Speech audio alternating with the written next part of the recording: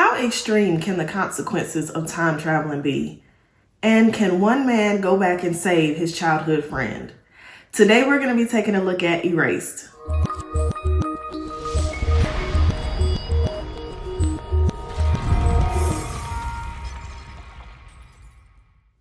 Hi, this is Liv La Nina, and today we're going to be taking a look at Erased.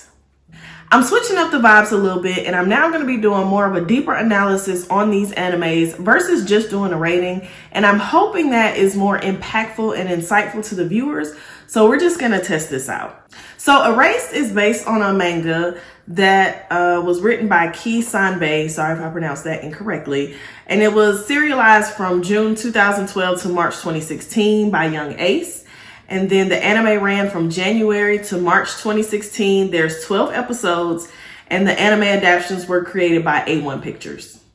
I am actually going to categorize Erased as a mystery, which before I switched to this new format, I didn't review any mystery anime, so this is going to be the first one, first of many. And the story follows Satoru, who has the ability to go back in time approximately like 5 minutes and save someone. He really just goes back and he tries to notice things that are different or out of place. And he does that at the expense of hurting himself a lot of times. One day he is sent back to his childhood with this power that he calls revival.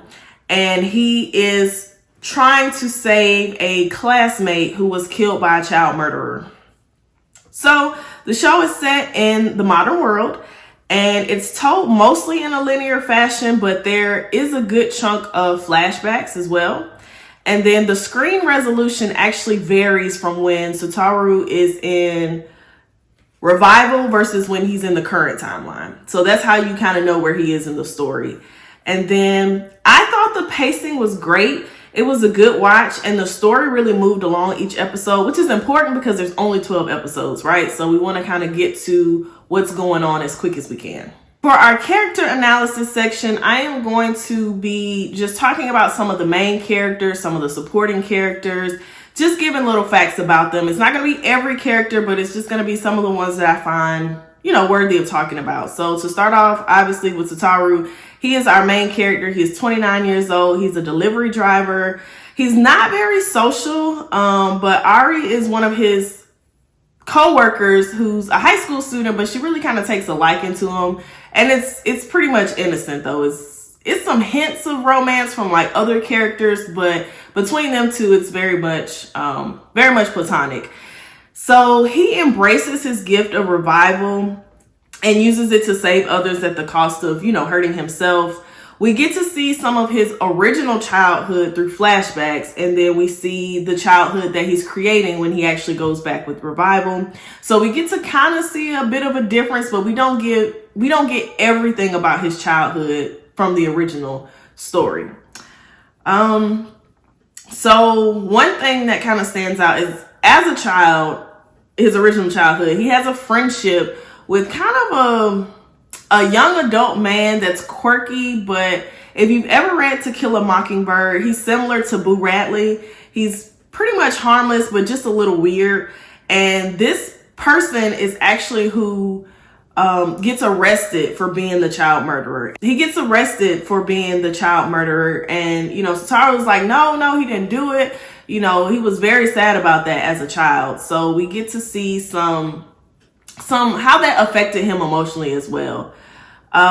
We get to see how he was with the young classmate Kayo who actually got killed. We get to see her life and how he interacts with her, but we kind of miss out on how he originally was with her. We get some details, but we see him in revival, like really befriending her, trying to protect her, trying to stop what happened to her. So during revival, something interesting to note is Satoru does bring his adult, maturity with him sometimes, and it does slip out and people kind of catch on and they're like, yeah, you seem really mature. So that's kind of fun as well. But for the most part, he does actually blend in when he goes back in his revival. So Ari is a friendly co-worker of Satoru. Again, she's a high school student. She's really interesting, and she is the reason that Satoru can trigger revival on his own. Prior to that revival, it was triggered randomly. He didn't have any control over it because of a situation that they were in together. He was actually able to trigger it on his own. So that's important, and shout out to her for that. And I like that they really didn't force a romance on them. Like I said, there's a couple of things like that his mom says, but it's not forced. And, he's 29 and she is in high school. So that's how it should have been. Sachio is Satoru's mother, who he lovingly calls a witch several times in the show, which is actually very hilarious. She's loving and supportive of her son. She comes to visit him even when he gets hurt, and he insists that she did not need to do that. And we see a lot of her regrets as a mother expressed through flashbacks and, wishing that she had listened to her son and just being, more in tune with things that he was saying. But I feel like she definitely makes up for that. In the original timeline, we do get to see her and her son interact. So she was a cool character. She's very witty. I liked her for sure.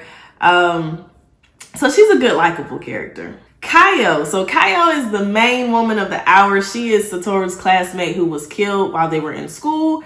And he went back in revival and, he was trying to protect her and save her. So her childhood story is a pretty sad one, honestly. She has an abusive mother. She's, ostracized. She doesn't have a lot of friends. So it's pretty sad. So I was glad that, Satoru was able to befriend her, even though he was doing it to save her. But I'm glad he got a second chance to, really befriend somebody who needed a friend. And that is why Satoru takes it upon himself to try to use revival to save her. Is he successful? Well, you're going to have to watch and find out. So for my genre focus, this will be kind of something that I took out. So this is going to be similar to me answering the questions when I was doing ratings, but not exactly. So again, this is mystery, which I did not do any mystery reviews before. So this is going to be all new. I will say that I think Erased did a phenomenal job creating a suspicious and mysterious atmosphere. From the first episode, when revival happens the first time, if you're not paying attention, you're going to miss it. But if you see it, it's just like, whoa, that was like, what's going on? What is this? And then you want to know more about what revival is, how he uses it, how he got it. We don't get answers to all of these questions, but it is still cool to see. One drawback that I have is I would have liked the killer's identity to be a little bit harder to guess, because unfortunately I did have an idea of who the killer was before it was revealed, and it was the person that I thought.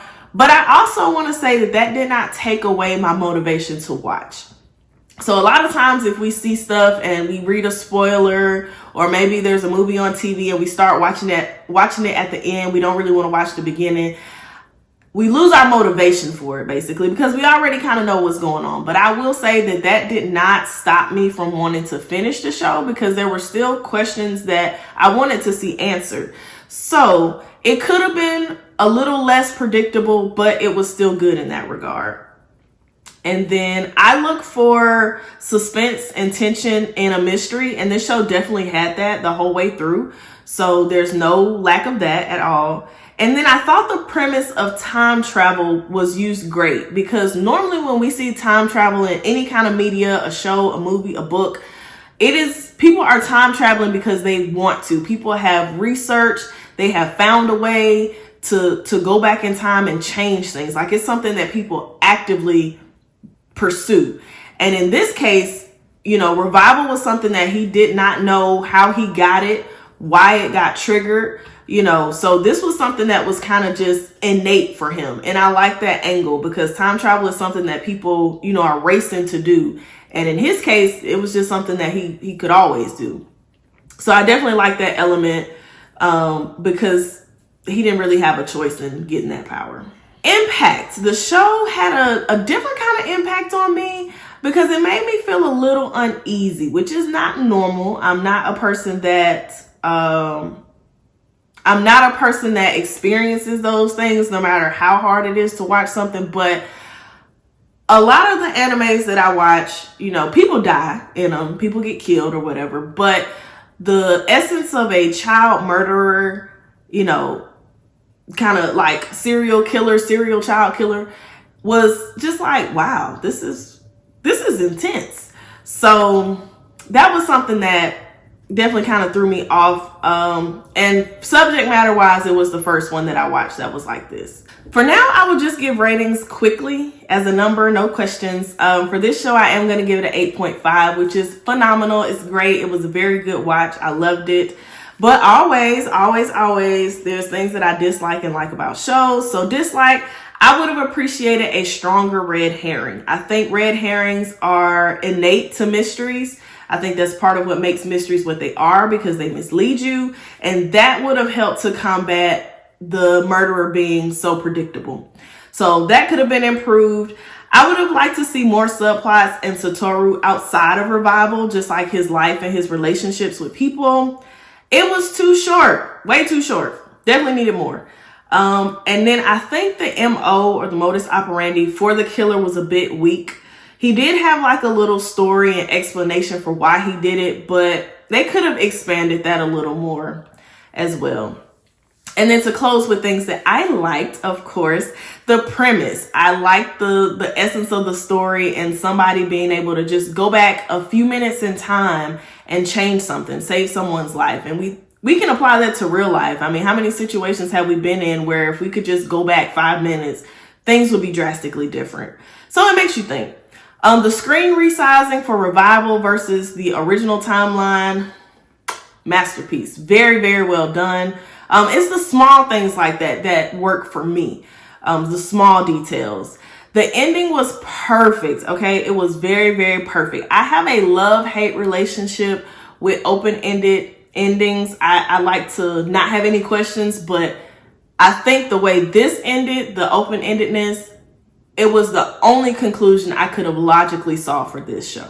In conclusion, I really like this show. I would highly recommend it if you haven't seen it, if you like mystery or anything like that. But let yourself be surprised by the outcome, okay? So even if you feel like, yeah, I already know who did it, just keep watching and trust the process. As always, remember to like, comment, and subscribe if you're not subscribed already. And let me know what you would like me to analyze next. And I will see you same time next week. Bye, guys.